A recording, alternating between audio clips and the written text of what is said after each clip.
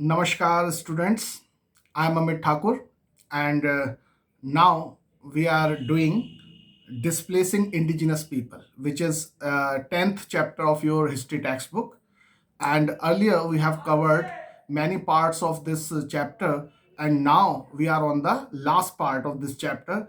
And the title of this last part is Australia. Uh, we have planned to cover this chapter under three headings. First is the history of Australian people. Second, what happened to these people, these Aborigines people of Australia, when the European settlers arrived at the Australian continent. And lastly, we will talk about the winds of change. So let us start our first topic, that is the history of Australian Aborigines. In this topic, we will cover the history of the native people of Australia, which were residing there for a long period. The Aborigines began to arrive on the Australian continent over 40,000 years ago, or even earlier than that. The Aborigines came from New Guinea, which was connected to Australia at that time by a land bridge. In the natives tradition, they didn't came to Australia, but they had always been there. So Australian Aborigines don't consider themselves as immigrant from any other part of the world. They claimed that they have been living there for from the time immemorial. The Aborigines called the past centuries as dream time, and this has confused the European settlers because when they call dream time, it means that they are confusing past with present, and the distinction between past and present became blurred. And in in the late 18th century, there were between 350 to 750 native communities in Australia. Why we were talking about 1770? Because 1770, Captain Cook, the first British person, landed on the Australian continent, and mainly the history of Australia started from 1770. So in 1770, when Captain Cook arrived Australia, there were 350 to 750 native communities, and each of them having their own distinct language. Even today, even today, over 200 languages are spoken in Australia. Uh, so these were the Aborigines of Australia before European settlers arrived at Australia. But there were other community also, and they were called Torres Strait Islanders. They were not considered as Aborigines; they were called Indigenous people. Why? Because it is believed that they had migrated from elsewhere to Australia, and therefore they were not called Aborigines. And today, in 2005, they were 2.4% of Australia's total population.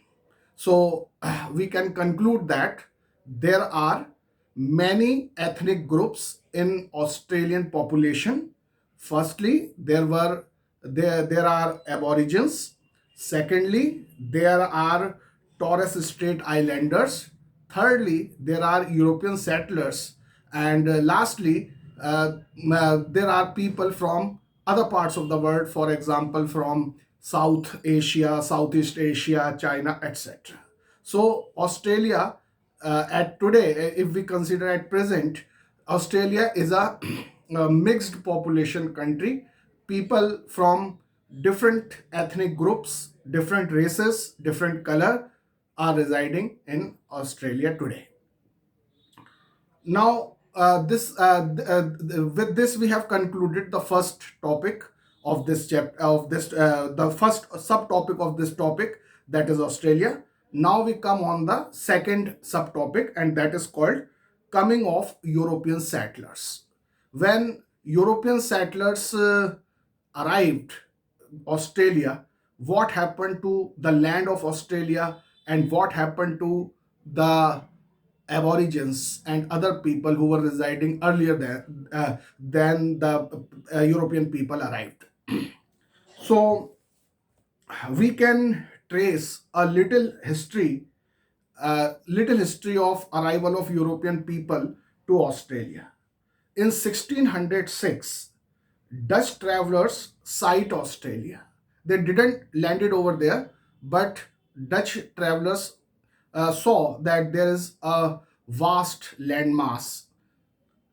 And in 1642, the first Dutch Royal Navy officer, Tasman, lands on an island which is called Tasmania later. You can see in your map given on the page number 227 that there is Tasmania below Australia. And in 1770, James Cook reaches Botany Bay, named New South Wales. You can see from your map on page number 227 where is New South Wales. This is the area where James Cook, the Royal British Navy official, arrived first in 1770.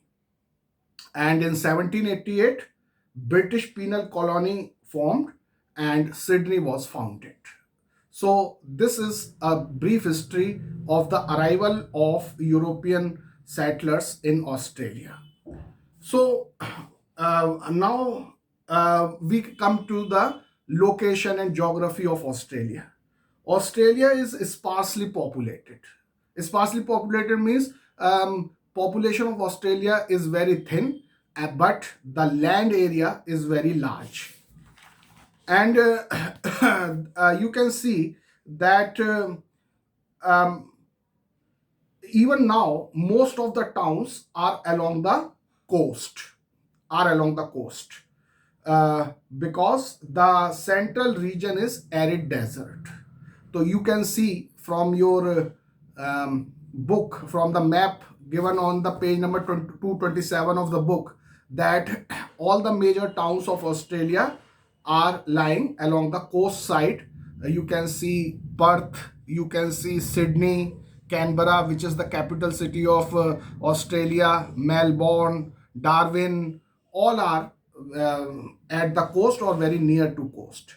And in central Australia, there is a arid desert. Therefore, very few people reside there in central area of Australia.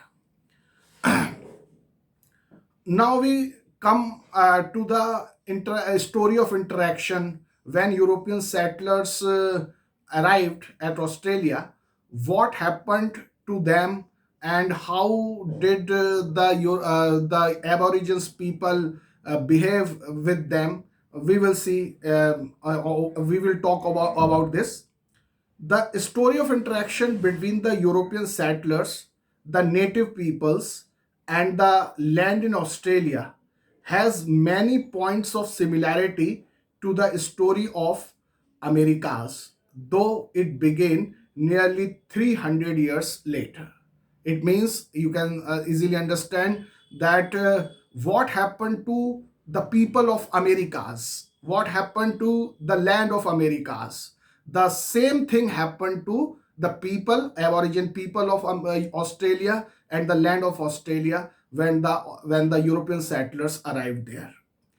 Captain Cook was the first uh, British person, first British officer who landed on Australia and who started started to capture this land for ruling over there. So when Captain Cook and his people arrived at Australia, they met with the Aborigines of Australia, and they were welcoming people. They mixed them friendly, they treated them friendly, and they behave in a friendly manner. But uh, after some time, a Aborigine person killed Captain Cook, but not in Australia, in Hawaii. But the British people took it as an excuse to to adopt a harsh policy towards the Aboriginal people. So this is the standard of operating procedure of British people or the European settlers to take advantage of this type of incident to justify their capturing of that land. Now, how did the Aborigines react to the arrival of European settlers? When European settlers started coming over there and they started settling over there, so how did Aborigines people react to it? How did they see all these things? What is happening? So it was inexplicable, that is beyond their understanding of Aboriginal people. The Aborigines couldn't understand what is happening what is happening all around and what these white people are doing. uh, they first they thought that the white people have come for a short period and they are doing some sacred worship type things and they will go away. But when the European settlers captured that land permanently, then the Aborigines became anxious and they flew away from the cities developed by these travelers, by European settlers. But European settlers wanted these Aborigines to work as labor or to work as labor on their farms and in their industries, etc. So official kidnappings were made. Official kidnapping, government sanctioned kidnappings were made of these Aboriginal people, and European settlers caught these people to make them work in their farms and their industries, etc. And now now we and you can read all these things about the reaction of Aboriginal people from the box given at page number 227 of your book. Now it is interesting to know, when European settlers arrived Australia, how did it impact the Aboriginal people? So we can say that 90%, nearly 90% of Aborigines were died in 19th and 20th century due to number one, exposure to germs. These European travelers brought many germs, insects, and viruses, etc., along with them to this new land, Australia. And these germs caused many diseases to the Aborigines, and many Aborigines died of these diseases. Second impact was they died. 90% of Aborigines died. Number one, due to number one, exposure to germs, and number two, loss of their land and resources. These European settlers captured their land and resources. Therefore, due to poverty, many Aborigines people died. And thirdly, battle against the settlers. These Aborigines tried to fight against these European settlers, but miserably failed, and they were killed in these battles. So due to these three reasons, many Aboriginal peoples were died. Now, we want to understand the nature and the mentality of these European settlers who arrived Australia. Majority of them were convicts and criminals of England. When their jail term ended in England, the government of England had sent these unsocial, antisocial people, criminal people to Australia on the condition that you go to Australia and live there as free people, but never return to United Kingdom. If you return to United Kingdom, we will put you again in jail. So all the people, all the early settlers who migrated, who arrived Australia, they all were criminal people. It was the policy of European people, European states, to settle their antisocial people in those new lands. For example, Portuguese also settled their criminal people in Brazil, in South America. And similarly, the British people also settled their criminal and convict people in Americas, also in North America and Canada also. So it is they continued the same policy, and they sent their criminal people, their convict people to Australia. So these convict people have criminal mentality, and therefore they treated the Aboriginal people harshly. They captured their land, they killed them. So Aboriginal people were very much terrified, and a lot of injustice was done to these Aboriginal people. Now we come to how did Australia develop economically under the European settlers. When many European settlers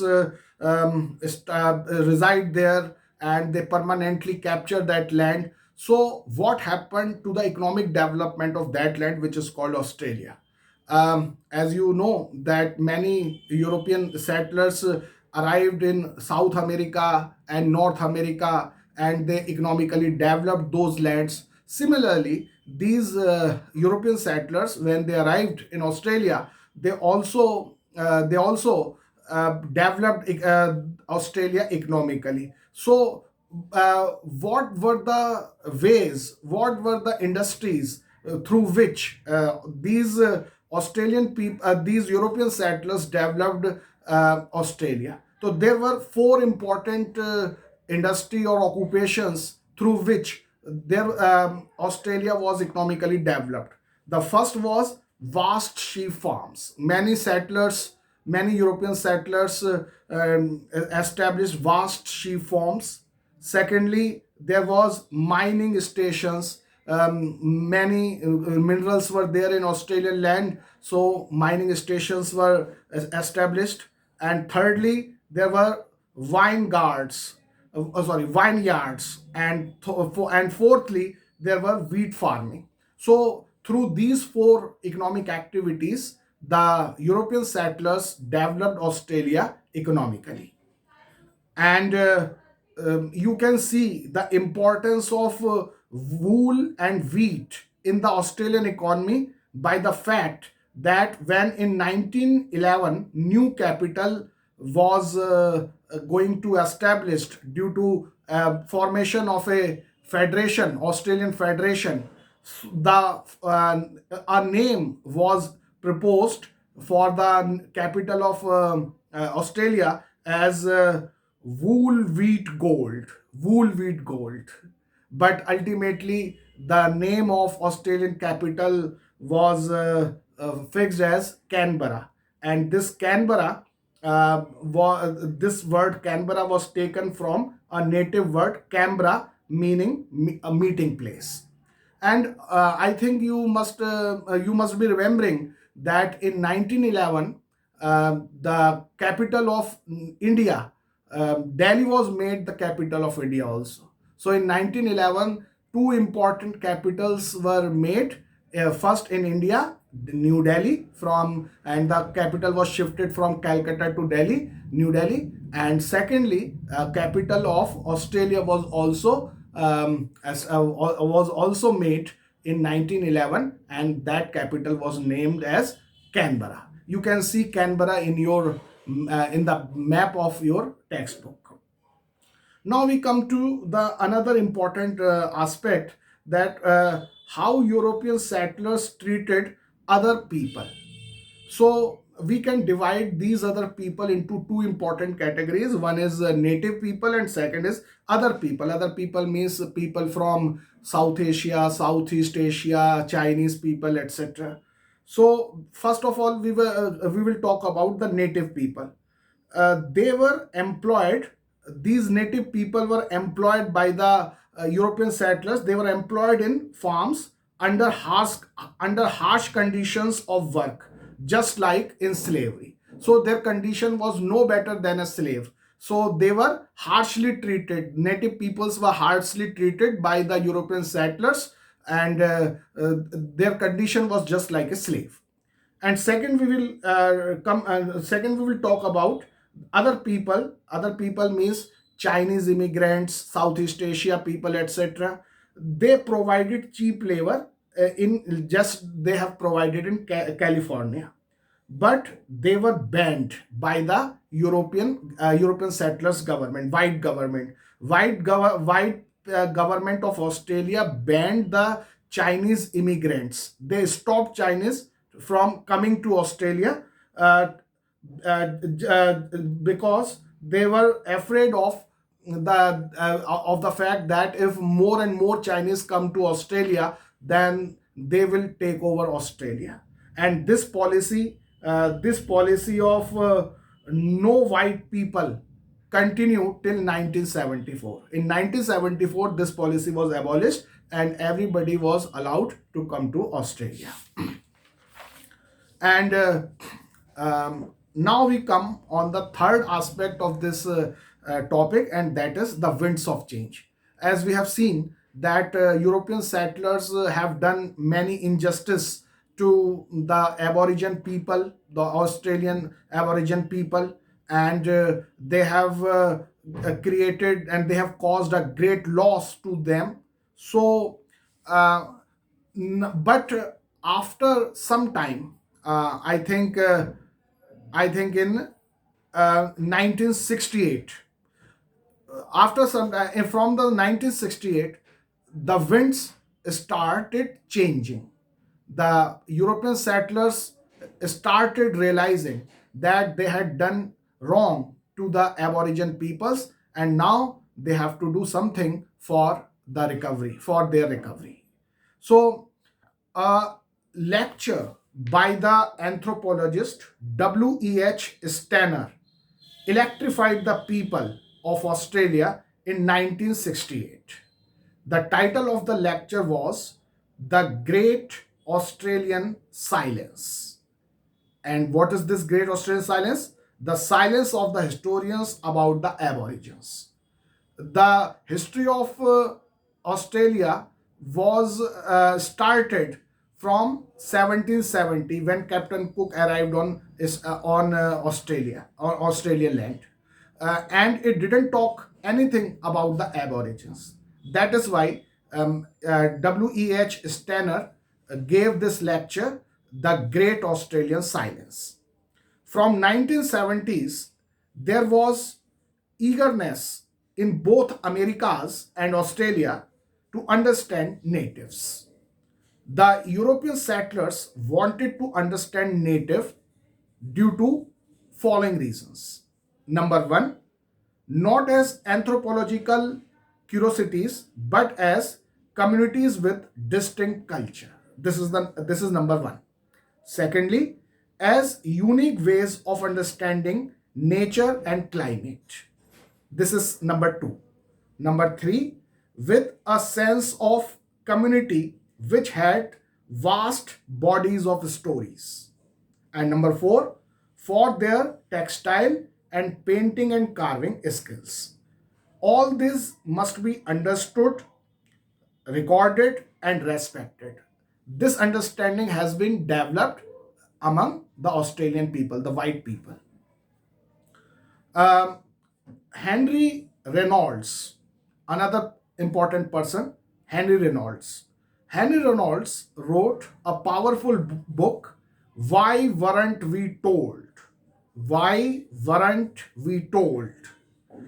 This book condemned the practice of writing Australian history as though it had begun with Captain Cook's discovery.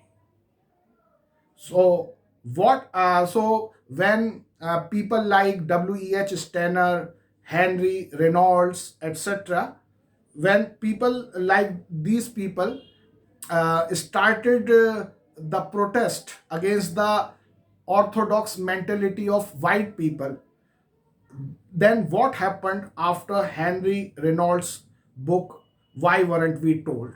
How the mentality of Australian people, white Australian people changed, and what improvements were done. So important things were happened. Number one, universities department have been instituted to study native cultures. Number two, galleries of native art have been added to art galleries. Number three, museums have been enlarged to incorporate dharmas. Dharmas means a series of paintings. Dharmas and imaginatively designed rooms explaining native culture. And number four, natives have begun writing their own life histories. So all these developments took place after W.E.H. Stanner and Henry Reynolds' work. So this was a wonderful effort. All these four things are wonderful effort. If it was not done, native culture would have been forgotten forever. So these are very important and wonderful works done by the people of Australia.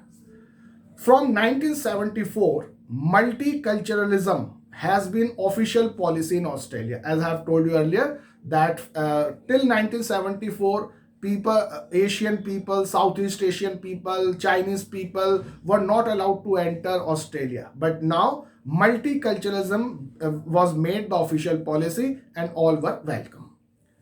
Uh, we will also uh, we will also talk about a very important poetess or writer, Judith Wright.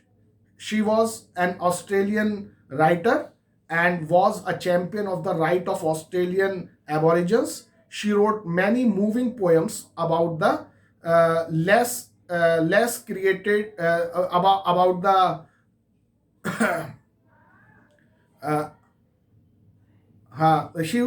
she talk about she wrote about many things about the Aborigines and the native apart. Yes, the loss created by keeping the white people and the native apart.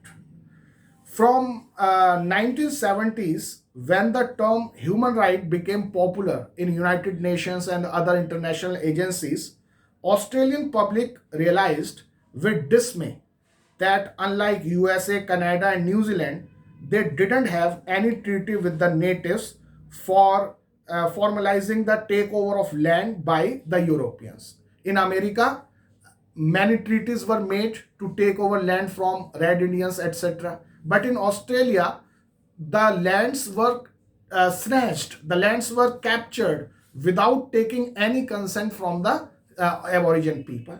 So now the Australian people started realizing that they have done wrong by doing this thing. As the Australian people always treated the land of Australia as terra nullius. Terra nullius means belonging to no one. The Australian white people thought that this land was nobody's land, and therefore we have captured it. Therefore, we have not caused any loss to anybody. But now they have realized that this land was belonged to the Aborigines, and we should have taken permission from them. We should have made treaties with them. So there was long and agonizing history of